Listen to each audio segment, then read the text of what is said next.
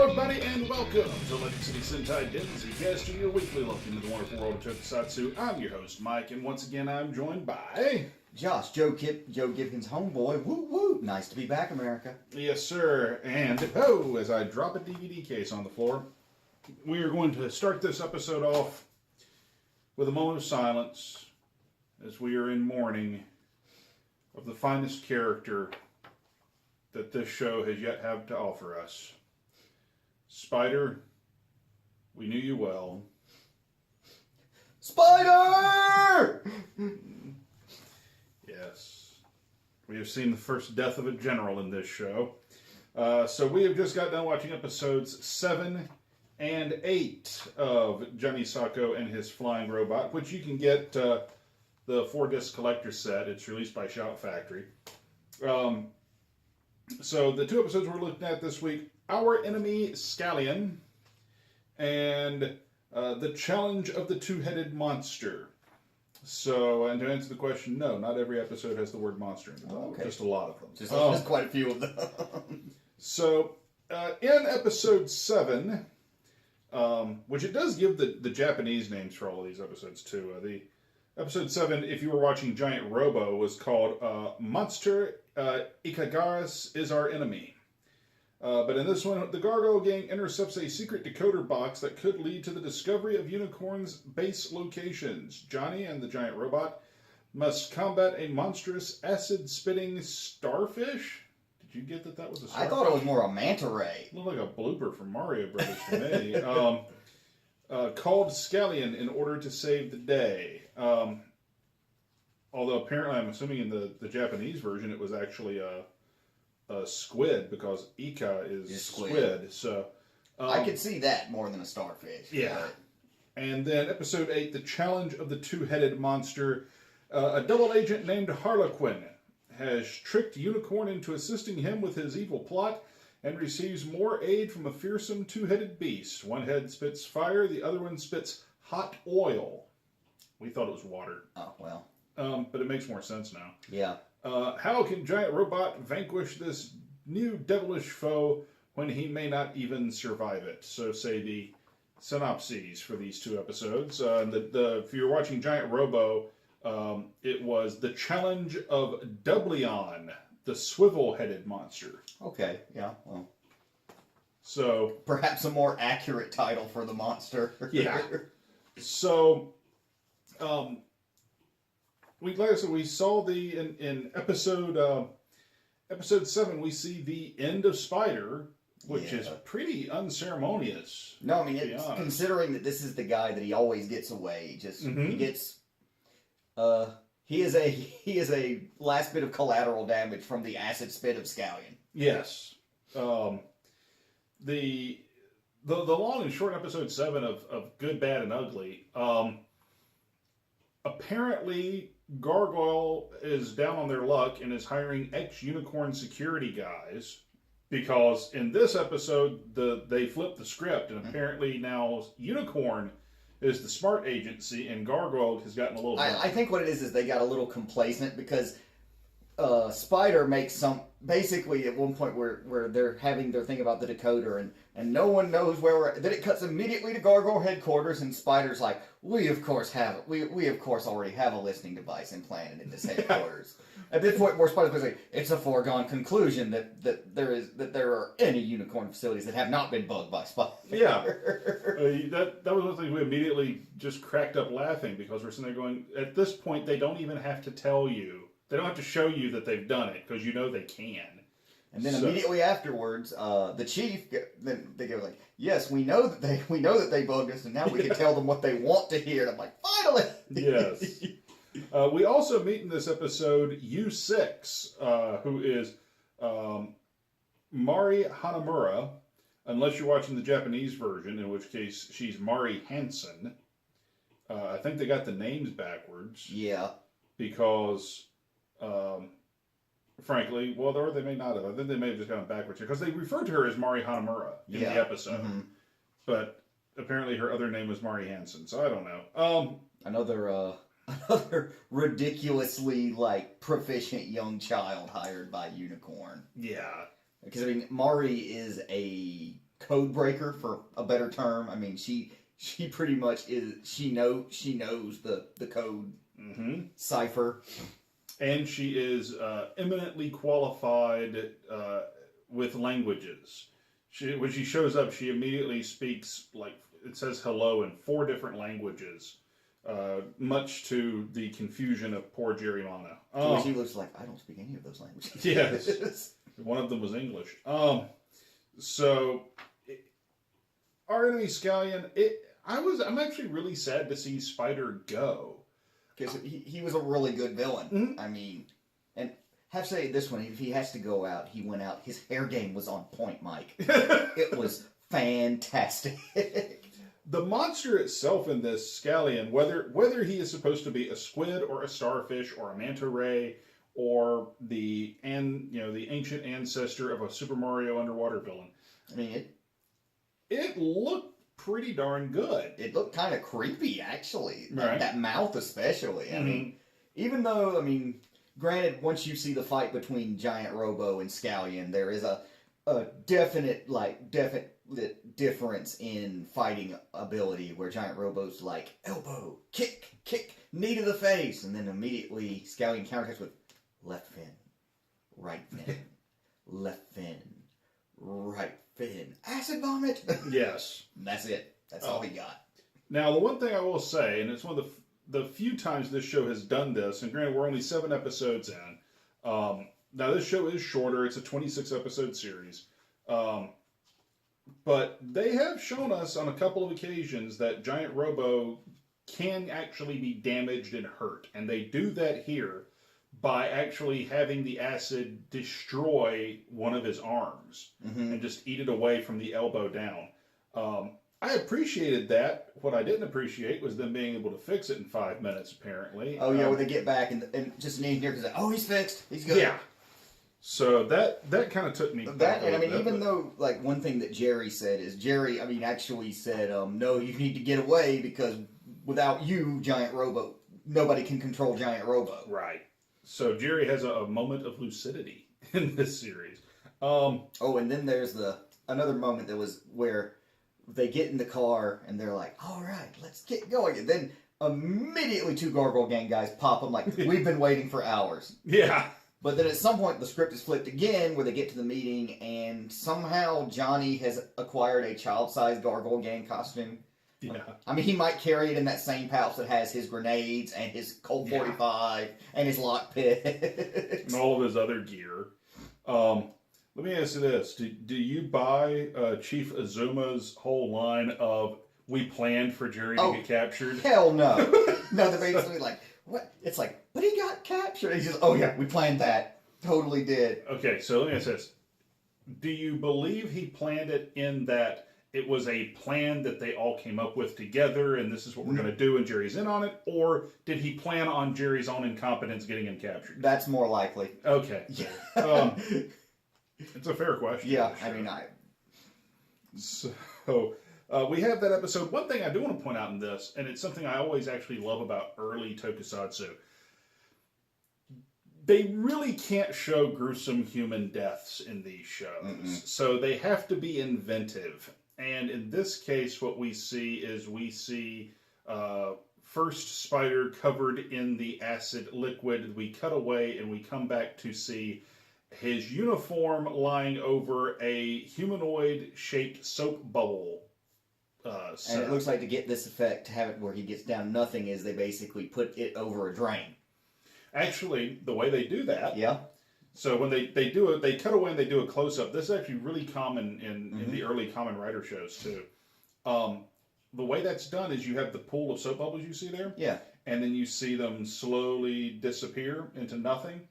What that is actually them rolling back the film. There's a hole in the bottom and they're blowing the soap bubbles up through it. And then they reverse the film. Okay. So they came up with some interesting effects tricks back then. And I always appreciate that because it's how inventive can you get with no money when you don't want to show that you can't actually show the guy getting eaten alive by an acid. Is one of the other things they really do a good job in this show is just the production crew just showing the amount of sheer devastation that the monsters of the week cause. Like, just every time you see like the lighthouse, which is the one place where all the unicorn codes are transcribed. Yeah. Quit putting your eggs in one basket, unicorn. Yeah. Anyway, but where Johnny's like, it's destroyed, and go in there. I mean, it looks really messed up. It's rocked. It's awful. But when we get to the challenge of the two-headed monster, we meet our new general, Harlequin. Not to be confused with Harley Quinn. No, very different from Harley Quinn. And not to be confused with Alan Scott's ex-wife, Harlequin, if you're a DC Comics fan on either of those counts. So, although he has some of their fashion sense. Oh, no, he definitely has a sense of presentation about him. He's got his costume. I appreciate that he commits to the gimmick of being Agent Harlequin. Essentially, he is a double agent. We are given the impression, as the episode starts, that he wants to leave Gargoyle because they have captured his kids. Mm-hmm. We start by seeing some kids stumble across a monster in a cave, and Gargoyle going, "Nope, you found our secret, now you can't leave." And then we move on to the guy with the eye patch, who is, if we had remembered our tropes, eye patch equals evil. Yeah. So, but we somehow forgot them for 5 seconds. The monster of the week in this is, I give them an A for originality in this. The idea is the monster of the week. They say two-headed monster, so I'm literally waiting for the two-headed monster to show up. Because I remember, because you see the faces at the beginning. The kids see the different faces of the monster, so you think that they're just side by side in the cave. Right. Yeah. But no, this monster basically turns around. His body, works forwards and backwards, and there's a different face on each side of his head that has slightly different powers. One spits hot oil, and the other one spits fire. Not that you would ever know it was hot oil, because in the Johnny Sokko version of the episode, they don't tell you. A little bit of thinking in the monster. One face covers him in oil, and then the other face lights the oil on fire. Right. Yeah. But I thought it was a really interesting design, because I've seen a crap ton of toku at this point in my life. I've never seen what effectively is, if you are familiar with He-Man and the Masters of the Universe, is effectively the Manny Faces approach to I can see that, to a multi-headed monster. Oh, and also this is one of the first episodes where the Gargoyle Gang doesn't really explain the plan. Where usually the villain of the week is all about, like, this is what I'm doing and this is what it's going to do to the world. I don't know. Read between the lines. It seems like Harlequin's plan was actually to take out Johnny. Because at one point where he goes to call Giant Robo, he intentionally shoots Johnny's watch and says, "Oh, we won't be doing that today." Yeah. I mean, in the previous episode, in Spider's last appearance, the plan is get the decoding machine. There's always a clear goal in all of Spider's episodes, and they spell it out for you. And in here, not so much. It really does look like it's just, no, we're going to off Johnny Sokko. That's our plan this week. However, again, Johnny Sokko, too cool for school, where he's like, nope, he shot the wrong watch. And then it's revealed that he wears identical-looking wristwatches, one on each wrist. Although I'm fairly certain in most episodes he's always talking into his left wrist. Yeah. And in this episode it's his right for some reason. So I want to... Well, that's Johnny's story and he's sticking to it. Yeah, well... So are the screenwriters. So what are your thoughts on Harlequin? I give him A for effort. Okay. He definitely has a sense of panache about him. I like the whole reverse double agent thing. Mm-hmm. The only thing is, unlike Spider, he's not good at adaptation. Where Spider always seems to have a backup of a backup. Where it's like, oh, well, you can still summon the robot. Crap. Yeah. Crap. And I don't know what I think of Harlequin. He seems a little more cliche to me than Spider. Villain of the weeky. Mm-hmm. Yeah. I mean, he feels... This is... it sounds weird to say this, knowing that when Johnny Sokko came out, there really weren't that many tokusatsu hero shows. You had Ultraman, which does not even remotely follow the typical toku hero tropes. A lot of them weren't tropes yet. He feels like a stereotypical toku villain. Mm-hmm. He's got the goofy looking costume where it's like the shiny white silver with the black diamond patterns on it because he's named Harlequin. And he's got the black and white cape and all that. And then the guy playing the part of Harlequin, I mean, he plays it well. I'm actually looking for his name real quick back here. Hideo Murata. He actually, I like his name in the Japanese version better. In the Japanese version, he's called Black Diamond, which to me makes a little more sense. Yeah. But I get he's playing up the character and he's got the flourish and the evil thing to him, but I kind of appreciated the idea that Spider he's a commander and he felt like it, except for that one moment in his last episode where he breaks the fourth wall, looks right into the camera and goes, "I'm going to win." Yeah, he looked at the mirror and goes, "I'm gonna win." Yeah. Just in case you're worried, I'm going to win. Yeah. So at that moment we should have known he was. And I like that at the end of the episode with Harlequin, where Harlequin's surrounded by unicorn troops, but then the two gargoyle grunts, the same ones, goatee guy and clean shaven guy that were Spider's guys, they've been here before. They know exactly what they're like. And smoke grenade, cheese it, and they run away. So, anything you didn't care for out of these two episodes? I think I've already said mine. I'm kind of lukewarm on Harlequin at the moment. Spider's dead, y'all. Yeah, that's peace out, Spider. But no, I mean, that really is my one big negative, is that he was. I think actually, ironically enough, I mentioned I said something akin of, he has become my favorite character in the series. Yes. And then 5 minutes later, he's dead. Yeah. So I'm gonna need you to say that Harlequin is your favorite character in the series.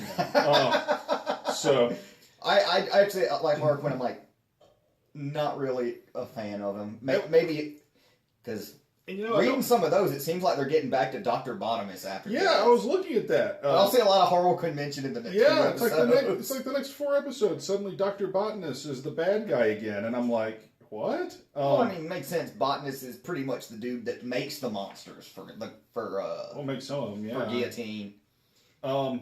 I will say this: it says something for the quality of Harlequin when Emperor Guillotine himself says, "Why do I have such incompetent help?" So, something has gone horribly awry when even the ultimate big bad is sitting there going, "Oh Jesus, what have I gotten myself into this time?" So, that gets us through episode 8. Anything you're looking forward to? At this point, I'd really like to see like an evil equivalent to, not just a monster of the week, like an evil equivalent giant robot that's not just a hand to fight Giant Robo. Well, the thing is, as I recall, almost every version of Giant Robo, every adaptation at some point introduces a second Giant Robo that's a bad guy. And I actually know that happens here because I've read through the book. Yeah, which I mean, I'm really interested in seeing that and seeing whom the commander of that giant robot is. Because I know there's episode 16, jumping ahead a little bit, is called Torozan, an Enemy Robot, but the Japanese title for it was GR2, the Mysterious Robot, so it's supposed to be the second Giant Robo. But we got a little bit to go before we get there. So I'm looking forward to getting through this series because it is actually so far a fun little romp. Mm-hmm. So I mean that's one thing I got to say for it. So let us know what you think, because Josh and I are in for the long haul. We're watching this one all the way through. Oh yeah, and like I said, I've said it once. I'll say it again. I'll say it right now. We bought the ticket. We'll pay. We bought the ticket. We'll take the ride. We always do. Yes, but we bought the ticket literally. This show was on Hulu. Then it got yanked. And then it got yanked. And when it got yanked, I said, well, crap. And I bought this with my own money. So, and I regret nothing. This is actually a fun little show right here. So, encourage you to check it out. Grand total, it's 11 and a quarter hours of Johnny Sokko and his flying robot that we're going to go all the way through before all is said and done. So, hope you enjoyed it. Hope you look forward to some more Johnny Sokko and some more of whatever else we cover here on Denzicaster, because right now I know we've been watching Pretty Guardian Sailor Moon, we've been watching Live Man, that's our long ongoing series right now. We've been watching Garo the One Who Shines, and of course Josh and I, and whoever else happens to be here, if it's a day where me and Josh are already premeditated that we're going to be watching Johnny Sokko. We have, the funny thing is, we've only gotten to perpetrate this show on 2 different people, and neither one of them have come back. Yeah, Chris and Andrew. Oh, Andrew. Yeah, Andrew never came back. Yeah, and neither of them have come back to watch this show with us. So Andrew's been back. Both of them have been back since then, but never for Johnny Sokko. So your mileage may vary. So, folks, if you'd like to help us out here on the ECS Network, we greatly appreciate it. If you like the video, give us a thumbs up. Hit the subscribe button. That helps us out a lot. You can help us out with equipment and gear and whatnot by going over to cafepress.com/ECS Network. Pick yourself up a cool t-shirt, or jumping over to our Patreon page, patreon.com/ECS Network, and becoming one of our patrons.